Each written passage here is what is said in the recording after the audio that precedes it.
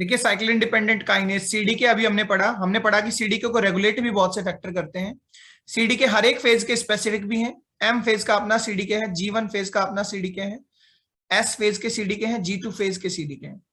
तो S phase में basically सबसे इंपॉर्टेंट काम होता है डीएनए रेप्लिकेशन होना। तो बिल्कुल थोड़ा सा कंसेप्ट हम लिंक करेंगे डीएनए रेप्लिकेशन के साथ ही एस सीडीके का, क्योंकि एस सीडीके का मतलब है एक वो कॉम्प्लेक्स जिसमें एस फेज के सीडीके हैं और एस फेज के ही साइक्लिन है। तो एस फेज का जो सीडीके है उसको हम एस सीडीके कह रहे हैं। वो फॉस्फोराइलेट करेगा कुछ ऐसे प्रोटीन्स को जिससे एस फेज का काम यानी कि डीएनए रेप्लिकेशन हो सके। तो डीएनए रेप्लिकेशन को कराने वाले प्रोटीन्स को फॉस्फोराइलेट करेगा एस सीडीके, तब ये काम हो पाएगा, यानी कि डीएनए रेप्लिकेशन का काम हो पाएगा। डीएनए रेप्लिकेशन यूकैरियोट्स में अलग है, प्रोकैरियोट्स में अलग है। ये आप मॉलिक्यूलर बायोलॉजी में जब हम पढ़ेंगे तो वहां सेपरेटली इस टॉपिक को पूरा डिटेल में पढ़ा जाएगा। बट यहां पर मैं सिर्फ बात करूंगा ओरिजिन ऑफ रेप्लिकेशन साइट की। जो ओरिजिन ऑफ रेप्लिकेशन साइट है वहां से डीएनए जो है स्टार्ट होता है डुप्लीकेट होना। प्रोकैरियोट्स में एक साथ सारा डीएनए रेप्लिकेट हो जाता है, यूकैरियोट्स में एक साथ डीएनए रेप्लिकेट नहीं होता। ये बेसिकली साइट है ओरिजिन ऑफ रेप्लिकेशन साइट। तो G1 फेज के बाद से ही तैयारियां शुरू हो जाती हैं कि डीएनए को रेप्लिकेट करना है। लेकिन प्री रेप्लिकेटिव कॉम्प्लेक्स, ध्यान से सुनिएगा, प्री रेप्लिकेटिव कॉम्प्लेक्स, ऐसा कॉम्प्लेक्स जो डीएनए रेप्लिकेशन कराएगा, उसकी तैयारी नॉट अर्ली G1 फेज में, लेटर G1 फेज में ही स्टार्ट हो जाती है। लेकिन वहां पर डीएनए रेप्लिकेट होता नहीं। डीएनए तभी रेप्लिकेट होगा जब एस सीडीके आएंगे और कुछ टारगेट प्रोटीन्स को फॉस्फोराइलेट करेंगे।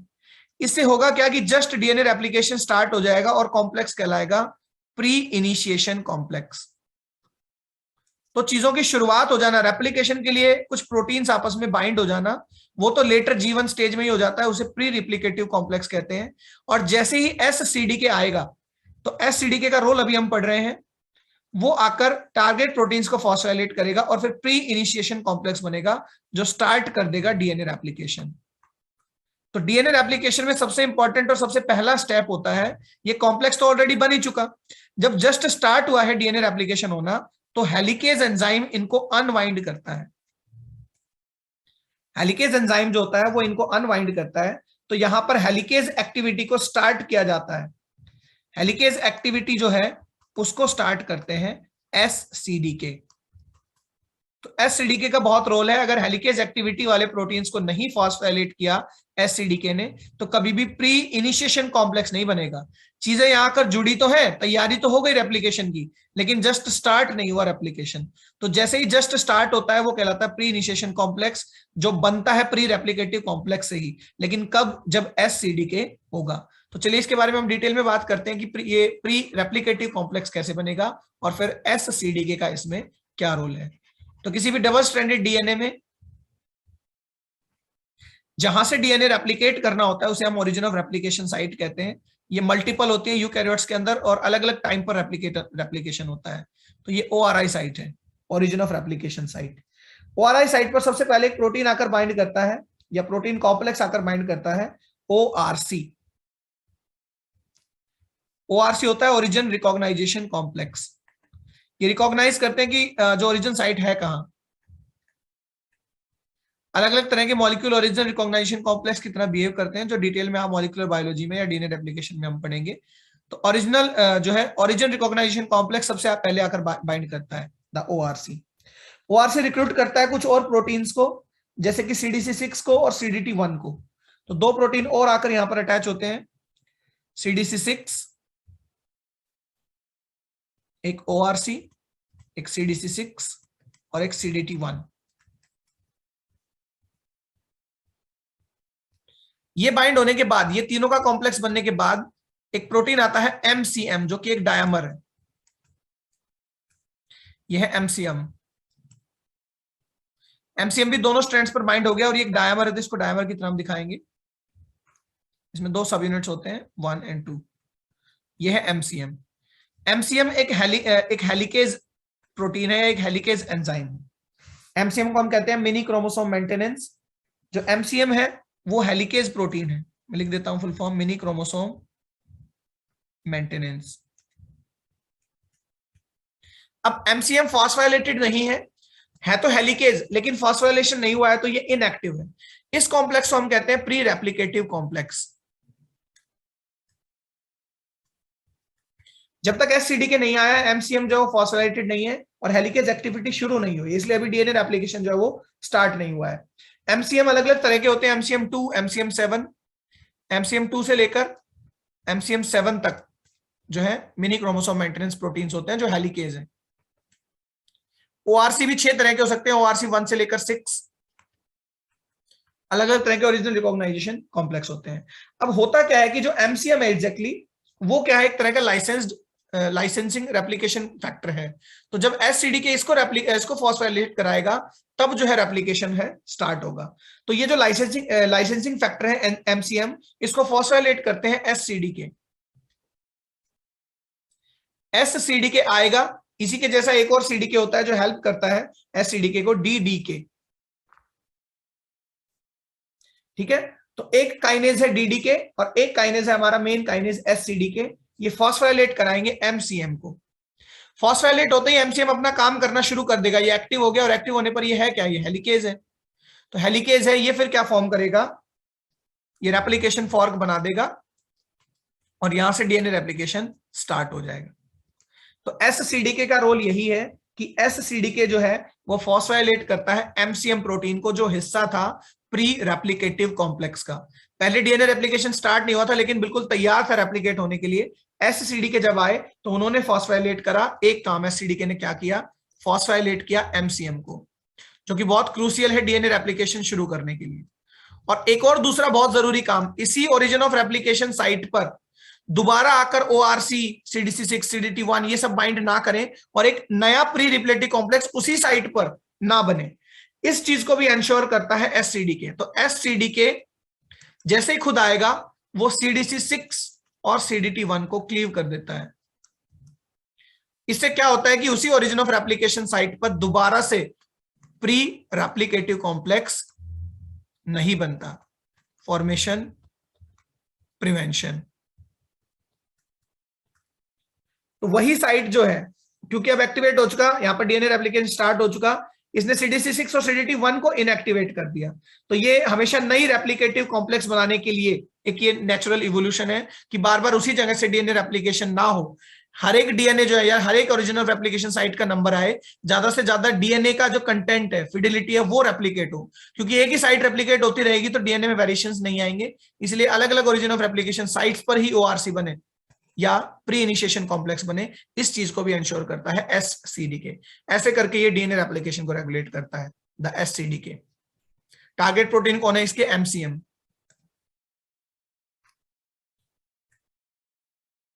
देखिए एम फेज का, माइटोटिक फेज का स्पेसिफिक जो सीडीके है उसको हम एमसीडीके कहते हैं। इसको एमपीएफ भी कहते हैं, माइटोसिस प्रमोटिंग फैक्टर या मैचुरेशन प्रमोटिंग फैक्टर।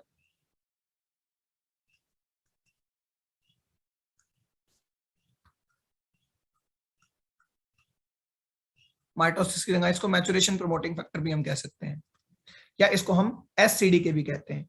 ऑल्दो ये एस फेज के बाद से ही बन जाता है, G2 फेज के बाद भी, और मेनली एम फेज में ये वर्क करता है, जो एमसीडीके होता है या सीडीके1 जो होता है। लेटर एस फेज से ही ये स्टार्ट हो चुका होता है।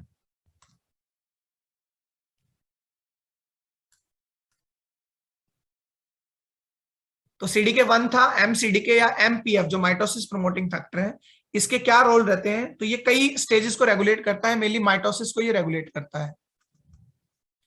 माइटोसिस में कैरियोकाइनेसिस होना है और साइटोकाइनेसिस भी होना है। तो मैं कुछ इवेंट्स लिख रहा हूं और उनके असिस्टेड प्रोटीन्स लिख रहा हूं, क्योंकि ये सीडीके है तो इसके टारगेट प्रोटीन्स होंगे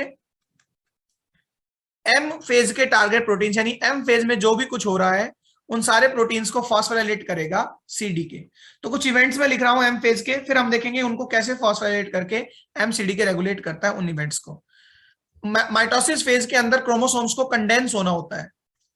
जो प्रोफेज होती है, प्रोफेज से पहले क्रोमेटिन्स फॉर्म में डीएनए होता है, न्यूक्लियर मेम्ब्रेन बनी रहती है, इंटीग्रेट होती है, डिसअपीयर नहीं होती। लेकिन जैसे ही प्रोफेज शुरू होता है माइटोसिस के कैरियोकाइनेसिस का, न्यूक्लियर डिवीजन का पहला फेज, प्रोफेज जब स्टार्ट होता है तो उसमें न्यूक्लियर मेम्ब्रेन डिसअपीयर होती है, nuclear membrane disappear. Chromatins condense होने लगते हैं।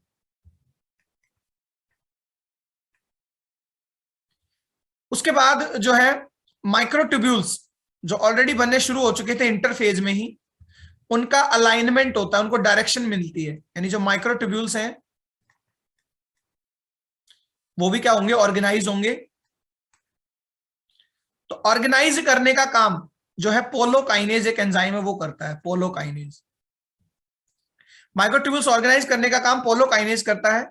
इसको मदद करते हैं कुछ और एंजाइम्स जो खुद माइक्रोट्यूब्यूल के ही प्रोटीन्स हैं, जैसे कि microtubule assisting proteins, assisting proteins, क्योंकि ये जो स्पिंडल फाइबर बनते हैं ना ये माइक्रोट्यूब्यूल्स के बनते हैं, ऐसा हमने साइटोस्केलेटन में भी पढ़ा है। इसके अलावा कुछ माइक्रोट्यूब्यूल डिपेंडेंट मोटर प्रोटीन्स होते हैं, माइक्रोट्यूब्यूल डिपेंडेंट मोटर प्रोटीन्स, क्योंकि ये स्पिंडल फाइबर एग्रीगेट हो रहे हैं, आगे की तरफ बढ़ रहे हैं, तो इनके मोटर प्रोटीन्स भी इनको हेल्प करते हैं, जैसे डाइनिन या काइनेसिन। तो ये कुछ प्रोटीन्स हैं जो माइक्रोट्यूब्यूल्स के साथ असिस्टेड है, polo kinase, microtubule assisting protein, microtubule motor proteins. जो क्रोमोसोम होता है, क्रोमोसोम उसके सेंट्रोमियर पर काइनेटोकोर से अटैच करते हैं माइक्रोट्यूब्यूल्स। ये माइक्रोट्यूब्यूल्स यहां आएंगे और काइनेटोकोर से बाइंड करेंगे, तो इनकी बाइंडिंग को जो है ऑर्गेनाइज करता है या कंट्रोल करता है एक enzyme aurora kinase. Aurora kinase, aurora kinase भी दो तरह के होते हैं, ए और बी। तो अकेले माइक्रोट्यूब्यूल्स के साथ देखिए कितने सारे प्रोटीन असिस्टेड है जिनको काम करना पड़ेगा। क्रोमेटिन्स को कंडेंस करने का काम करते हैं प्रोटीन कंडेंसिन। न्यूक्लियर मेम्ब्रेन जो है वो मेनली लैमिन प्रोटीन से सराउंडेड होती है अंदर की तरफ, तो न्यूक्लियर मेम्ब्रेन को डिग्रेड करने में भी लैमिन प्रोटीन जो है वो डिग्रेड होते हैं। तो अननोन प्रोटीन है बट लैमिन प्रोटीन्स को भी डिग्रेड करना पड़ेगा, लैमिन प्रोटीन डिसअपियर होते हैं। इट मींस अकेले माइटोसिस में देखिए बहुत से काम करने हैं। इसके अलावा जब मेटाफेज के बाद, माइटोसिस की मेटाफेज के बाद जब एनाफेज आनी है, मैंने चेक पॉइंट में भी बताया हुआ है कि यहां एक चेक पॉइंट होता है, spindle assembly checkpoint, spindle assembly checkpoint. वो ये चेक करता है क्या स्पिंडल से प्रॉपर बाइंडिंग हो गई है क्रोमोसोम की। मानो ये एक क्रोमोसोम है, ये स्पिंडल्स हैं, क्या दोनों स्पिंडल से क्रोमोसोम काइनेटोकोर के थ्रू प्रॉपरली बाइंड हो गया है। अगर उसे बाइंडिंग प्रॉपरली लगती है तो ये चेक पॉइंट क्रॉस करने देता है सेल को और एनाफेज होती है। अब एनाफेज का मतलब एक सिस्टर क्रोमेटिड इधर चली जाएगी सेपरेट होकर, और एक सिस्टर क्रोमेटिड को इधर खींच कर ले आया जाएगा एक स्पिंडल की तरफ। तो ये जो सेपरेशन का काम है, जो आपका सेंट्रोमियर के थ्रू दोनों सिस्टर क्रोमेटिड जुड़े हुए थे, यहां एक प्रोटीन होता है कोएजिन प्रोटीन जो जोड़ता है दोनों सिस्टर क्रोमेटिड्स को, ये एक ये दो, वो अब सेपरेट हो गया, यानी कोएजिन प्रोटीन जो है वो टूट गया और दोनों सिस्टर क्रोमेटिड जो है वो सेपरेट हो गई, तो ये कहलाती है एनाफेज। तो मेटाफेज से एनाफेज तभी होगी जब स्पिंडल असेंबली चेक पॉइंट ये इंश्योर कर लेगा कि काइनेटोकोर से जो बाइंडिंग है वो प्रॉपर हो चुकी है। अगर बाइंडिंग प्रॉपरली नहीं हुई होगी तो स्पिंडल असेंबली चेक पॉइंट यहीं पर सेल साइकिल को रोक देगा। तो ये जो एनाफेज होती है जिसमें सिस्टर क्रोमेटिड सेपरेट हो जाते हैं, इनको एक एंजाइम सेपरेट करता है, सेपरेज। सेपरेज क्या करता है, एनाफेज को प्रमोट करता है और सिस्टर क्रोमेटिड्स को सेपरेट करता है, इसीलिए इसका नाम सेपरेज है। तो देखिए काफी सारे प्रोटीन अभी मैंने लिखे जो एम फेज में ऑपरेट होते हैं, यानी ये सारे प्रोटीन्स, चाहे एंजाइम हो चाहे प्रोटीन हो, ये सब टारगेट प्रोटीन है किसके, एमसीडीके के। All these proteins are the target proteins, ये सभी, उनके फंक्शन भी मैंने साथ साथ लिखे हैं, सब टारगेट प्रोटीन्स हैं एमसीडीके के। यानी एमसीडीके फॉस्फोराइलेट करके इन सबको एक्टिवेट करेगा, जैसे कंडेंसिन्स को, जैसे लैमिन प्रोटीन डिग्रेडर्स को, जैसे पोलोकाइनेज एंजाइम या प्रोटीन को, जैसे एमएपी को, जैसे एमटी मोटर प्रोटीन्स को, जैसे ऑरोरा काइनेज को, और जैसे सेपरेज को। तो एमसीडीके इन सबको जब एक्टिवेट करेगा तब पर्टिकुलर काम हो पाएंगे एम फेज के।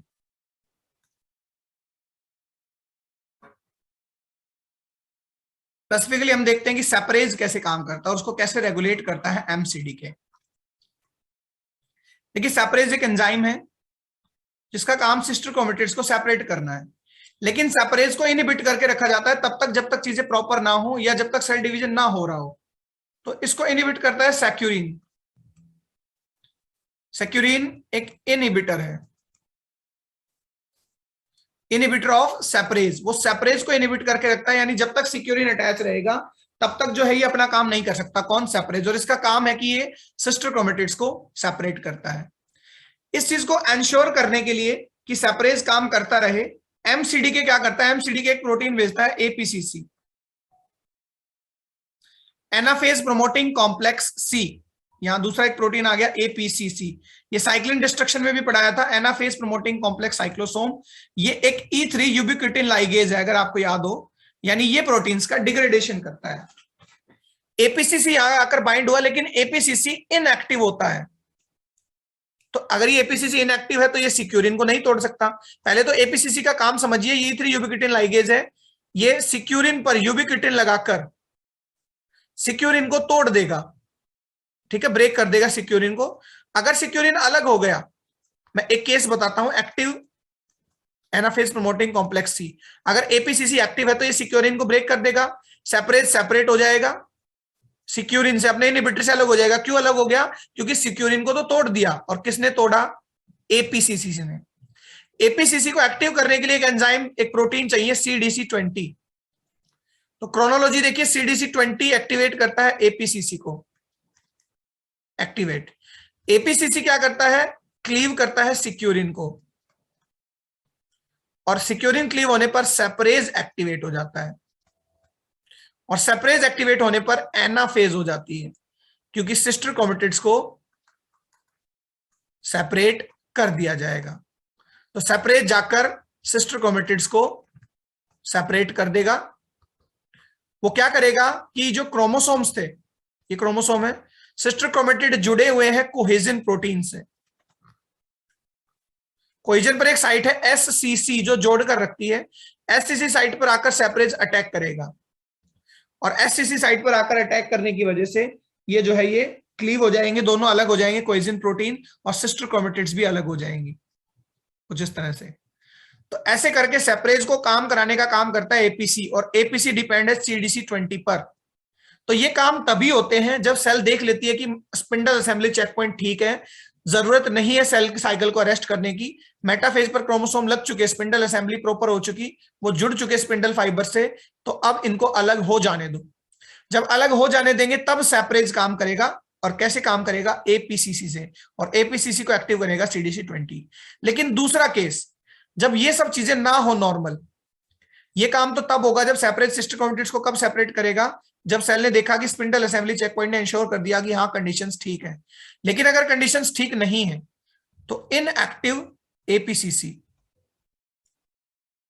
भाई सेल ने देखा कि मेटाफेज पर ही नहीं आए अभी तो क्रोमोसोम, और अभी काइनेटोकोर्स के थ्रू स्पिंडल फाइबर्स की बाइंडिंग भी नहीं हुई है, तो अगर इस केस में एनाफेज हो जाएगी तो प्रॉब्लम्स क्रिएट होंगी, प्लॉइडी जो है वो डिस्टर्ब होगी, कुछ क्रोमोसोम किधर जाएंगे, कुछ क्रोमोसोम किधर, या अभी प्रॉपरली वो मेटाफेज पर आए भी नहीं है।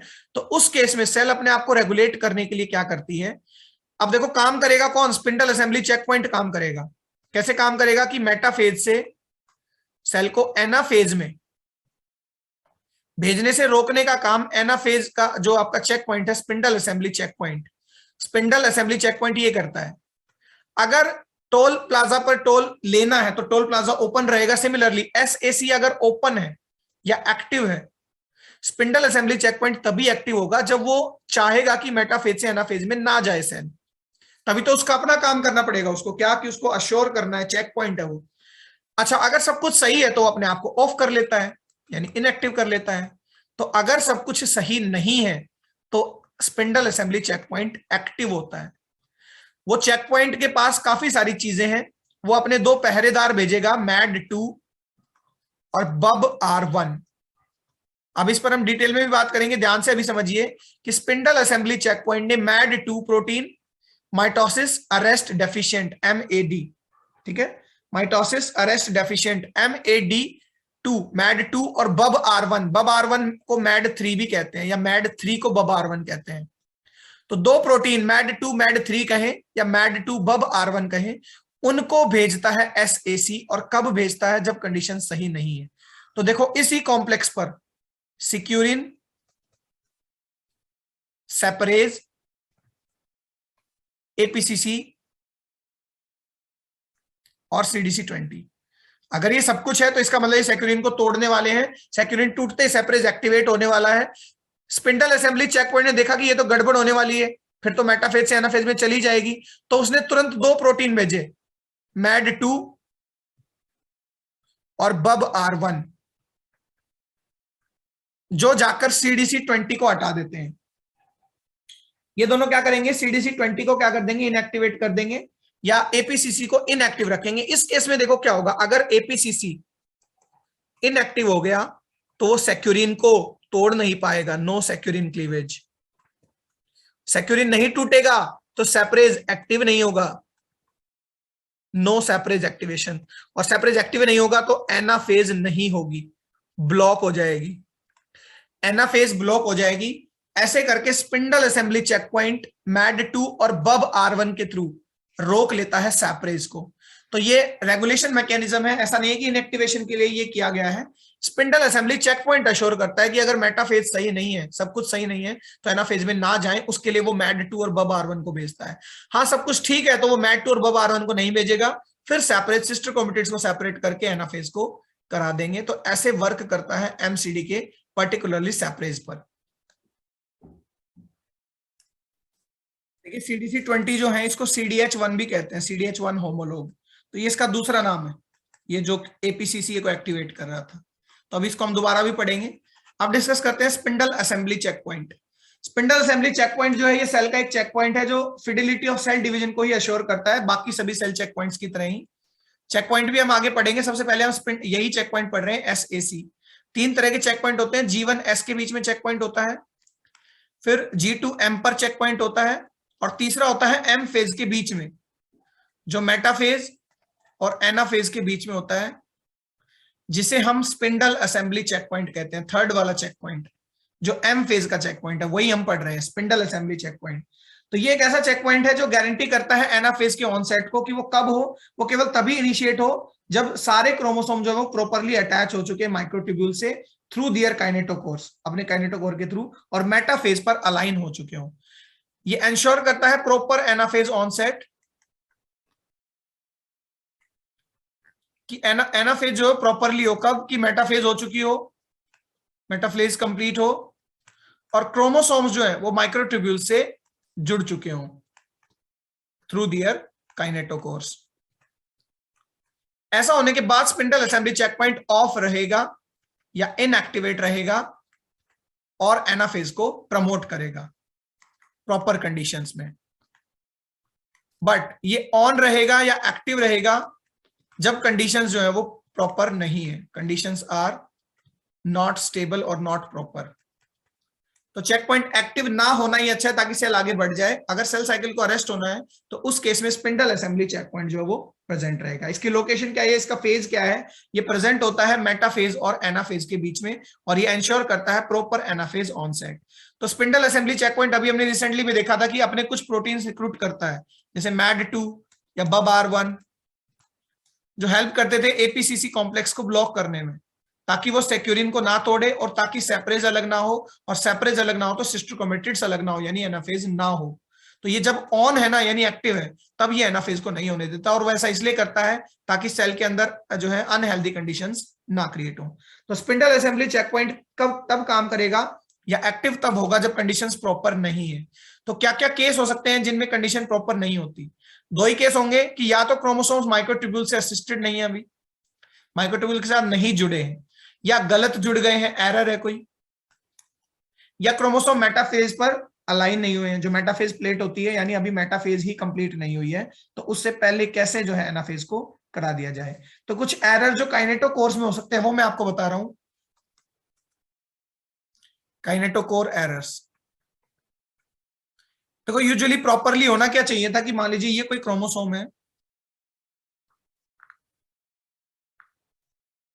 दिस वन, इधर स्पिंडल फाइबर्स हैं जिनसे निकलकर माइक्रोट्यूब्यूल्स आते हैं। तो अगर प्रॉपर होता सब कुछ तो यहां से काइनेटोकोर से अटैच हो जाता, क्रोमोसोम पर काइनेटोकोर है, मैं ब्लू कोर से दिखा रहा हूं, ब्लू कलर से, और इधर भी काइनेटोकोर है, इधर भी जो है अरेंज हो जाता है एक माइक्रोट्यूब्यूल आकर काइनेटोकोर से। तो जब दोनों स्पिंडल पोल्स की तरफ से माइक्रोट्यूब्यूल्स या फाइबर्स आकर काइनेटोकोर से अटैच हो जाते हैं, ये कंडीशन कहलाती है एम्फीटेलिक। एम्फीटैलिक। ये फर्स्ट कंडीशन है, ये प्रॉपर कंडीशन है। तो क्योंकि प्रॉपर बाइंडिंग हो चुकी है, अब देखो दोनों पुल करेंगे, अगर किसी पर्सन को या किसी भी ऑब्जेक्ट को दोनों तरफ से पुल किया जा रहा है, यहां से भी यहां से भी, तो इक्वली वो दोनों हाफ्स में डिवाइड हो जाएगा, इधर भी पुल होगा और इधर भी। तो ये कंडीशन प्रॉपर है। प्रॉपर है तो SAC spindle assembly checkpoint inactive है। यहां इन्होंने देखा कि मेटाफेज पर भी अरेंज हो गए, ठीक है, और जो है प्रॉपरली दोनों तरफ से माइक्रोट्यूब्यूल से बाइंड हो गया, तो SAC काम नहीं करेगा और वो नहीं APC को ब्लॉक करेगा, यानी सिस्टर क्रोमेटिड्स को सेपरेट होने देगा और पुलिंग कर लेगा। यहां देखो मैंने आपको एंजाइम बताया था जो काइनेटोकोर से अटैच कराता है, याद कीजिए, ऑरोरा काइनेज। तो ऑरोरा काइनेज एंजाइम जो वो मदद करता है ऑरोरा काइनेज A या B स्पिंडल फाइबर्स को अटैच होने के लिए काइनेटोकोर पर। अब एक और केस हम लेते हैं, ये भी एक क्रोमोसोम है, ये उसके काइनेटोकोर्स हैं, ये दोनों तरफ से स्पिंडल पोल्स हैं और यहां से माइक्रोट्यूब्यूल्स आएंगे।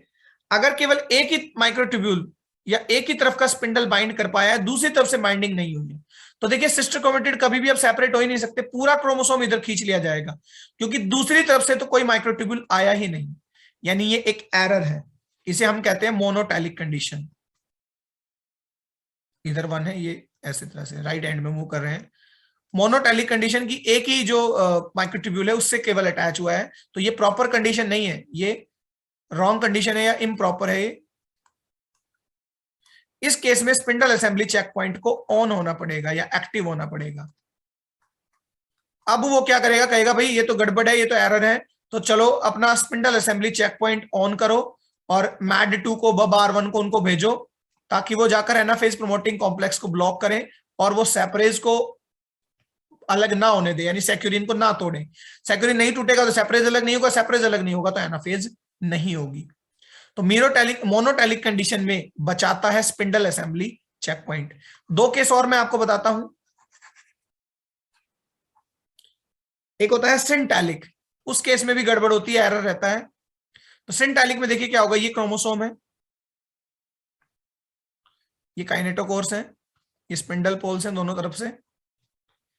जो स्पिंडल पोल है वो दोनों एक ही तरफ जुड़ जाते हैं, दो जो आपके एक ही काइनेटोकोर पर, ये एक स्पिंडल आया, spindle fibre not spindle, spindle तो ऊपर है, ये एक माइक्रोट्यूब्यूल आया, ये इधर काइनेटोकोर से जुड़ गया, मानो ये मैं फर्स्ट कह रहा हूं। फिर दूसरे वाले इस साइड जो था, इससे भी इसी का माइक्रोट्यूब्यूल आकर जुड़ गया। तो इसको साइड से कुछ इस तरह से देखे तो एक माइक्रोट्यूब्यूल आया, यहां जुड़ गया, दूसरा माइक्रोट्यूब्यूल भी इधर जुड़ गया। तो उस केस में भी पुलिंग जो होगी एक ही तरफ होगी, पूरे ही क्रोमोसोम की, ना कि सिस्टर क्रोमेटिड की। ये कहलाता है सिंटैलिक केस। क्रोमोसोम का एक हाफ तो 2 माइक्रोट्यूब्यूल से जुड़ गया, लेकिन दोनों माइक्रोट्यूब्यूल एक स्पिंडल पोल से आए, तो पूरा क्रोमोसोम पुल किया जाएगा, ना कि सिस्टर क्रोमेटिड्स पुल होंगे। तो ये भी एरर कंडीशन है। एरर है तो spindle assembly checkpoint on रहेगा। अब spindle assembly checkpoint on रहेगा तो वही बात, MAD2 BAR1 को वो मेनली भेजेगा, APCC को ब्लॉक करेगा, सिक्यूरिन नहीं टूटेगा, सेपरेज अलग नहीं होगा, एनाफेज नहीं होगी, क्योंकि ये स्पिंडल असेंबली चेक पॉइंट इसको रोकना चाहता है, इस एरर केस को। एक और केस होता है मीरोटैलिक। मीरोटैलिक जो है वो धोखा करता है स्पिंडल असेंबली चेक पॉइंट के साथ, उसको भी हम समझते हैं। ये स्पिंडल देखिए, काइनेटोकोर है, प्रॉपरली एक माइक्रोट्यूब्यूल आकर अटैच हो गया, इधर काइनेटोकोर है, दूसरा माइक्रोट्यूब्यूल आकर अटैच हो गया। ये कंडीशन अगर आपको याद हो तो एम्फीटैलिक है। लेकिन मीरोटैलिक में क्या हुआ कि एक और माइक्रोट्यूब्यूल आया और इस तरफ अटैच हो गया उस काइनेटोकोर से जो ऑलरेडी एक माइक्रोट्यूब्यूल से अटैच था। तो यहां कंडीशन तो प्रॉपर है, लेकिन एक एक्स्ट्रा माइक्रोट्यूब्यूल आकर, यानी इधर डबल फोर्स लग गया, इधर बेचारा सिंगल ही फोर्स है, ठीक है, या फोर्स एक्चुअली इधर डबल है, क्योंकि 2 माइक्रोट्यूब्यूल इधर अटैच हो गए लेकिन अपोजिट डायरेक्शन में। तो ये कंफ्यूजिंग सिचुएशन है, ये भी एक एरर टाइप सिचुएशन है जो प्लॉइडी को डिस्टर्ब करेगी। लेकिन इस केस में SAC इनएक्टिव रहता है। देखिए है तो एरर, लेकिन इसको SAC डिटेक्ट नहीं कर पाता। क्यों नहीं कर पाता? क्योंकि दोनों पोल से तो अटैच हो चुका था, तो SAC को लगा कि काइनेटोकोर प्रॉपर्ली अटैच हो चुके, लेकिन एक पोल ने धोखा किया, एक पोल ने क्या किया कि 2 काइनेटोकोर्स को अनकरेक्टेड वे में अटैच कर लिया। तो ये क्या करता है, ये SAC को एक्टिवेट नहीं होने देता। स्पिंडल असेंबली चेक पॉइंट को पता ही नहीं चलता कि गलती हो चुकी है, और जबकि गलती हो चुकी होती है। तो इस तरह की जो सिचुएशन होती है ना, इसे मीरोटैलिक कहते हैं, और मीरोटैलिक जो है वो एबनॉर्मलिटीज कोज करते हैं। तो जो एन्यूप्लॉइडी कंडीशंस होती हैं, जो एरर आते हैं, कि एक आध क्रोमोसोम कम हो गया। एनुप्लॉइडी में क्या होता है कि सेट नहीं जाता, एक सिंगल क्रोमोसोम चला गया, वो इसी वजह से जाता है, मेरोटैलिक कंडीशंस की वजह से। तो अगेन आई एम रिपीटिंग, मेरोटैलिक में पहले तो प्रॉपर थे, लेकिन एक स्पिंडल ने एक एक्स्ट्रा माइक्रोट्यूब्यूल भेज दिया, उस कारण जो है ये फेलियर होता है, और इसको एसएससी बेचारा डिटेक्ट भी नहीं कर पाता। तो एसएससी के साथ एक धोखा है मेरोटैलिक। अदरवाइज एरर कंडीशंस में दोनों में देख लीजिए वो एक्टिव है, और प्रॉपर कंडीशन में उसको एक्टिव होने की जरूरत नहीं है। एम्फीटैलिक में वहां वो क्या करेगा, ऑफ रहेगा और सेपरेज एंजाइम को अपना काम करने देगा।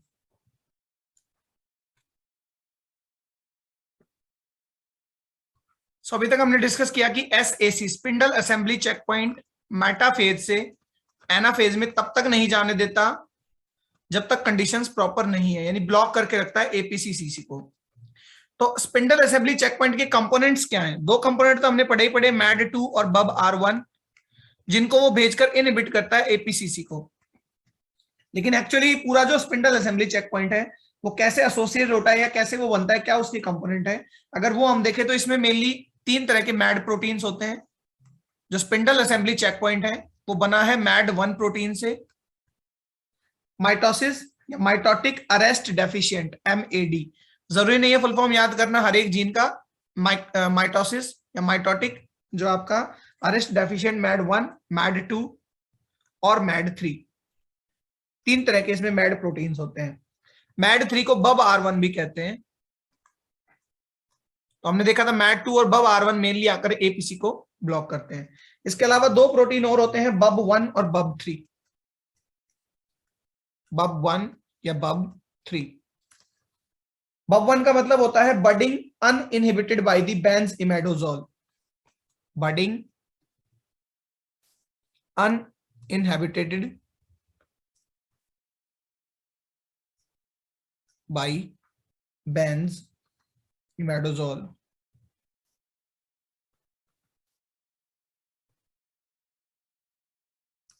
तो टोटल 5 कंपोनेंट है, मैड1, मैड2, मैड3, बब1 और बब3। ये कंपोनेंट्स है एसएसी के, स्पिंडल असेंबली चेक पॉइंट के। स्पिंडल असेंबली चेक पॉइंट क्या करता है कि एपीसीसी को ब्लॉक करने का काम करेगा। ब्लॉक करेगा कैसे कि ये CDC20 को इनहिबिट करेंगे। CDC20 को ये इनहिबिट करेगा एसएसी, ताकि CDC20 जाकर एपीसी से बाइंड ना करे। हमने अभी जस्ट प्रीवियसली पढ़ा भी है। तो CDC20 को ब्लॉक करने के लिए खुद CDC20 के साथ मिलकर ये सारे प्रोटीन्स या असिस्टिंग प्रोटीन्स भी है कुछ, इनमें कुछ प्रोटीन्स जाते हैं जैसे कि बब3, जैसे कि मैड3, मैड3 को हम बब आर1 भी कहते हैं, और मैड2।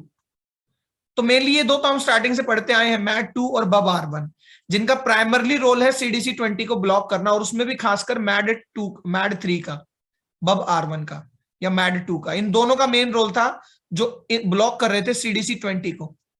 साथ ही साथ इनको हेल्प करता है बब3 भी। तो 3 प्रोटीन्स, बब3, मैड2 और मैड3, मैड3 जिसको बब आर1 भी हम कहते हैं, यहां लिख लीजिए ऊपर बब आर1, ये जाकर CDC को पकड़ लेते हैं, CDC20 को। ये CDC20 को छोड़ते ही नहीं, उसको इनहिबिट रखते हैं, तो वो जाकर एपीसीसी से बाइंड नहीं कर पाता। ऐसे करके ये पूरा कॉम्प्लेक्स ब्लॉक करता है CDC20 को।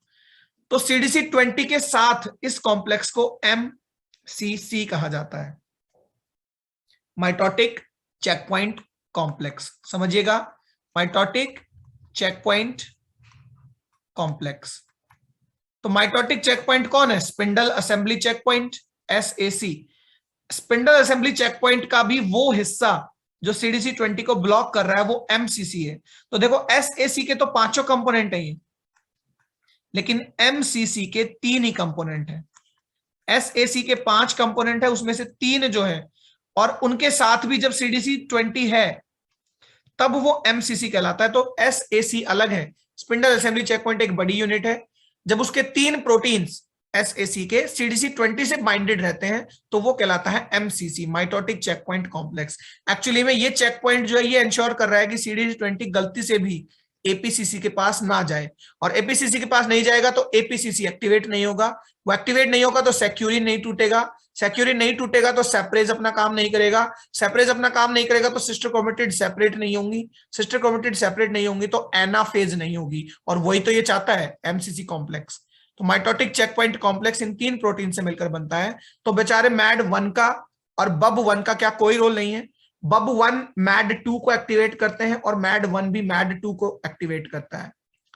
एक्टिवेट होने के बाद मैड2 जाकर एमसीसी का हिस्सा बनता है, और मैड2 ही बहुत क्रूशियल है सीडीसी20 को ब्लॉक करने के लिए, क्योंकि जो बांधना होता है ना वो बांधना मैड2 ही करता है सीडीसी20 को, और मदद करता है मैड3।